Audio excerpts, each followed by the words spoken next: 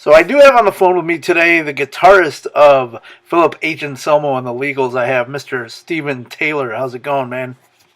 How's it going? Pretty good. So what have you guys been up to lately? You obviously released a new album, Choosing Mental Illness as a Virtue. The tracks that I've been listening to are just straight up like punch you in the fucking mouth, kick you in the balls metal. I mean, that's exactly what I've been hearing, and it's awesome. What was your reaction the first time you heard the finished state of those tracks? It was, I got to hear it at several different stages, and, same reaction, just fucking, it kicks ass. Oh, man. We're proud and happy the way it turned out. Yeah, because, I was listening to it in the car on the way all around today, and I'm just like, holy shit. Can you guys get any... I'm kind of surprised at the reaction that it's getting, from what I'm seeing. A few people seem to dig it, so that's pretty good, man. Well, that's always good when people dig it. And I know I kind of saw something that Phil was mentioned. People are going to love it. People are going to hate it. That's just how music is anyway. Obviously, more on the positive side for you guys. But how have you guys changed from like when you guys first started like 2 years ago? How has the music evolved? Well, when I first came in, the first record was already recorded. I kind of had a little hand in helping with the process, but I didn't play on the first record. Mm-hmm. I did get to hear all those original tracks, and I was, when I first heard the music, it was everything. It was right up my alley, so to speak. Yeah. And then eventually I got to slip in the spot that came open. So to be able to write the second record, man, it's, plus there's a lot of misconceptions. Phillip brought, again, a lot of this is Phillip's riff. It's true. Music. Early on, I got to, help contribute and write and arrange for this record. And, basically it was kicked off with me, Phillip, and Blue, and then, we brought De Leon and walked in a little bit later after, initially got everything rolling on the second record, and put the icing on the cake. And where did you find the other guys? Obviously, you've been working with Phil with Superjoint. Obviously, you know him from that. So how did the other guys come about to join in the band?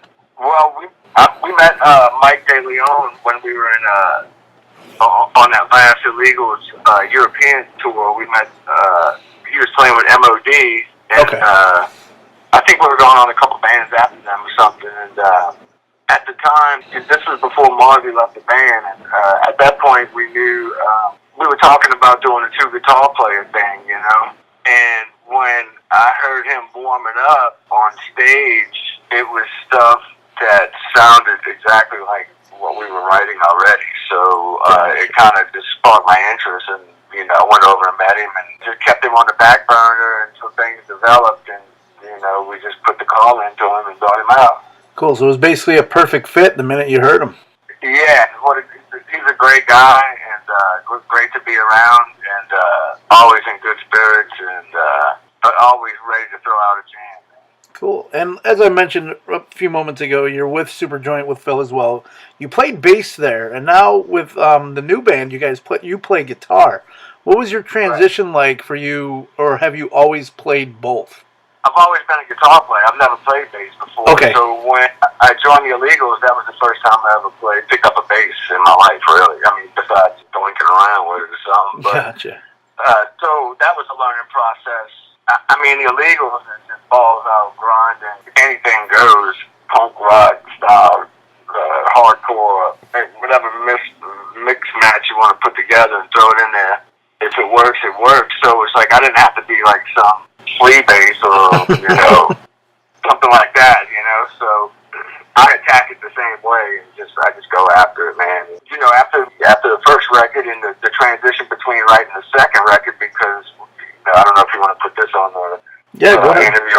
Before we parted ways with Marvy, right after the transition when we lost Marvy, going into the second record, is when we built up Superjoint. They reformed Superjoint for the Horror Fest, and me and Blue just happened to be there. I guess we were going over some legal songs or something, and the subject came up, and it was one of those Johnny on the spot kind of things. And at first, I was just going to hold down the fort till Hank Free was ready to come back, but I guess that never did transpire, and I just went on to make that record, and here we are today.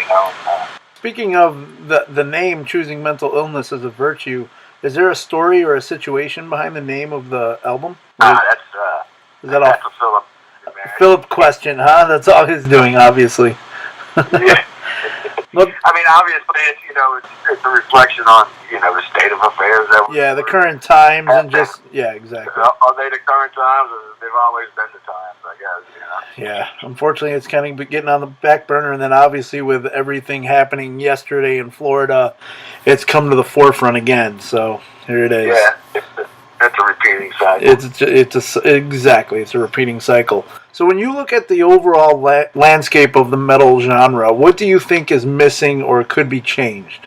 Man, I just wish everybody would be original, man. Stop trying to imitate shit. Stop imitating each other, man. And we always outside box riffs and try to go against the grain and focus on Discordia in this band.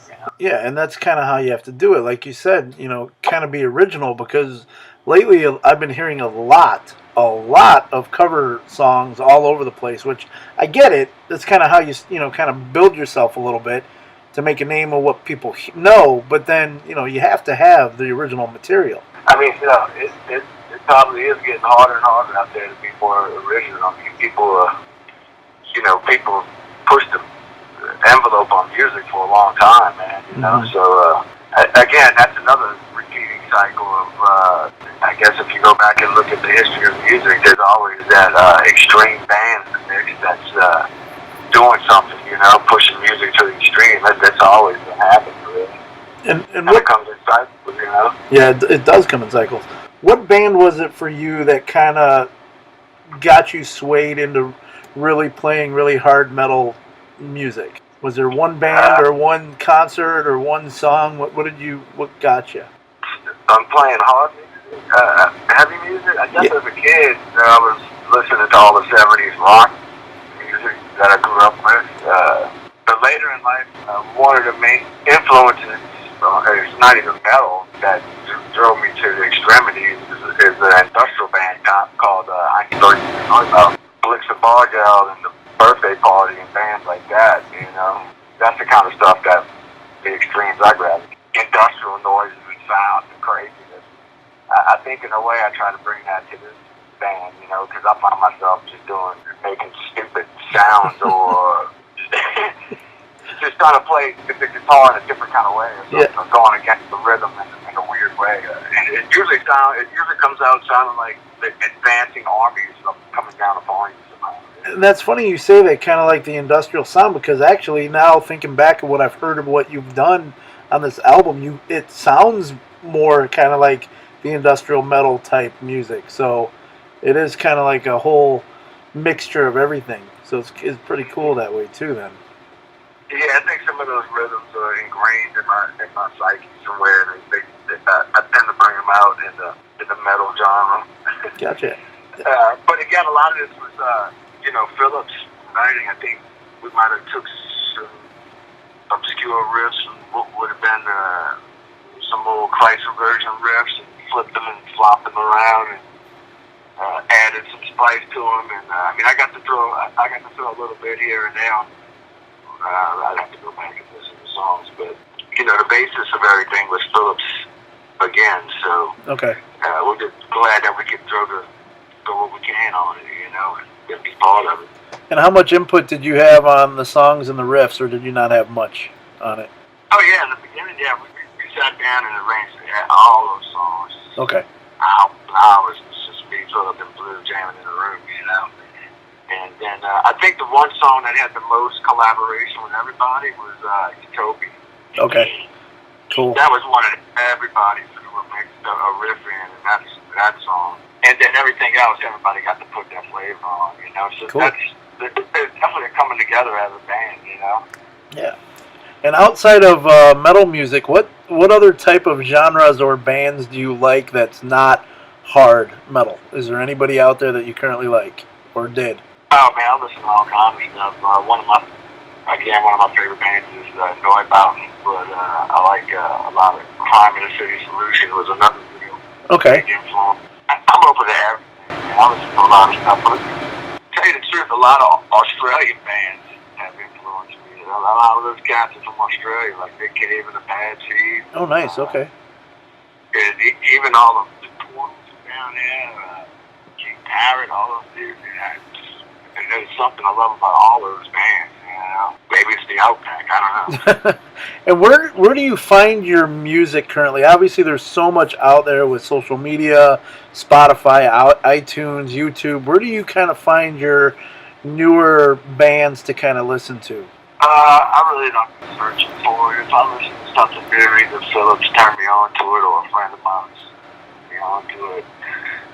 To tell you the truth, I try not to listen to music as much as I can. Okay.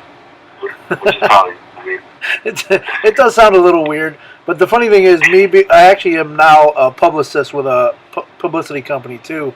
I actually found this band out of Syria that is straight hardcore metal, and I would never have thought they would be that fucking good. But holy cow, man! Yeah, all over the world, it's just unreal what's out there. So it's Oh yeah. untapped markets, man. Yeah, Philip's got the new band SYK on the label, and they're awesome, man, awesome. Yeah, there's a lot of bands that wish they were brought more to the forefront. Yeah, well, that's the thing is that people are afraid to kind of move their bands forward or don't have the funds to do so, and that's what kind of holds a lot of people back. So, Yeah, we enjoy dwelling in the underground. Yeah, that's always a good place to find the best. That's for sure. Yeah. So you kind of making up of some of the bands. Are there any like newer bands that you kind of see that kind of look like they're taking over as a new generation of metal bands? Like who have you seen or who have you heard that you just see they're doing things right and hardworking? I mean, there's a lot that are, but then obviously there's a lot that are not. Man, to tell you the truth, I wouldn't be too informed about bands. Okay. What are they doing or whatever, except the bands that we work with. And I can tell you two of the most loyal, hard-working bands out there, the two bands on our label is Childbite and King Parrot. And those dudes deliver every night. It doesn't matter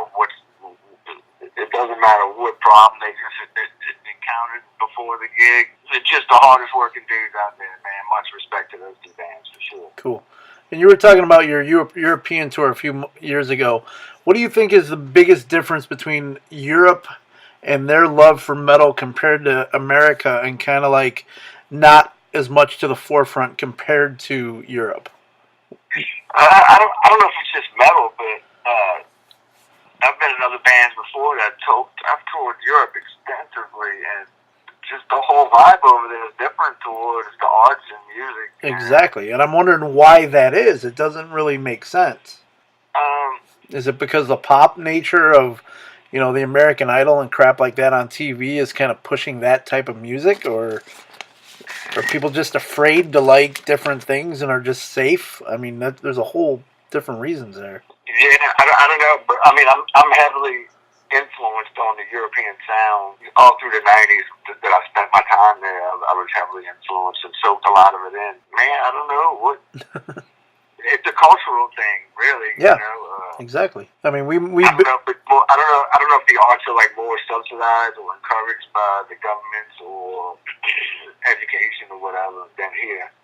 If that has anything to do with it, where it's more ingrained as you're growing up, I don't know. Well, it could be one thing because, obviously in recent years, the kind of arts thing has been pulled away from schools for whatever reason. It's kind of stupid. But, yeah, I kind of see what you're saying there. I